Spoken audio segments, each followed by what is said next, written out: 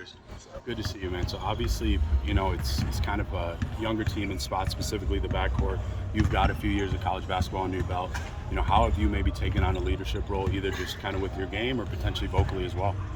Just trying to lead by example and being the same guy every day, being confident in myself, trying to pour confidence into the other guys because that's a big part of the game is just playing with confidence. So just trying to tell everybody to be confident, make sure I stay confident in myself. We've heard from, I think, a couple players as well as TJ a couple times how your shooting ability's been able to space the floor. What type of pride do you take in that, and how long has that been kind of a staple in your game? I take a lot of pride in shooting. I could shoot ever since I've been playing basketball just naturally, and then now just working on it every day.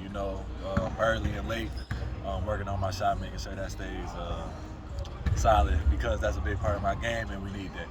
You've been around this many shot makers before on a single roster because we hear that Milan came in and people don't want him passing up shots. To Kitchon, there's a lot of guys, it sounds like, that are going to be hunting their shot. Yeah, it's a lot of good scoring out here, but nobody's selfish with it, though. Like, we're all taking shots that the coaches want us to take, things like that. So it's been nice, and everybody's pretty efficient with it, so it's been real good. Is that a bit of a relief for you, at least, to see that or that chemistry level kind of come forward really quickly?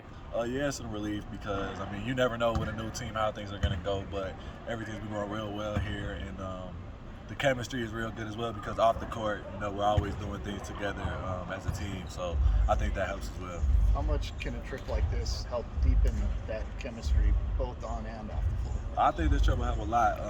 When I was at Buffalo, we went to Cancun and the Virgin Islands, so those brought us together more. You're with your teammates out the country, so it's real cool. It's a great experience, and I'm looking forward to it.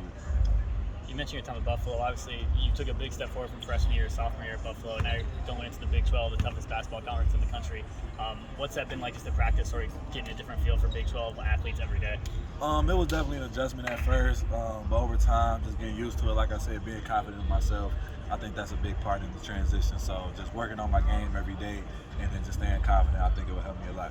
And you mentioned being around so many shooters at once. Did you know it was going to be like that when you committed here? Because obviously last year, Iowa State wasn't really known for their three-point shooting. I did not know that, but I'm glad it is because shooting will always help your team, so I'm happy for it.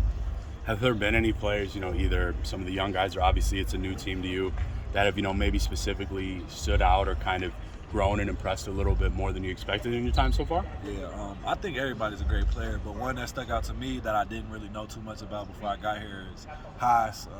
His ability to just play above the rim and how mobile he is really stuck out to me, and I love playing with Haas.